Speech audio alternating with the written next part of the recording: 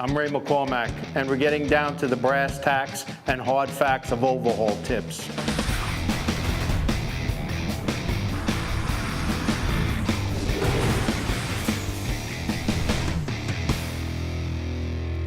This lightweight fog tip is great for hydraulic ventilation and overhaul because it flows less water.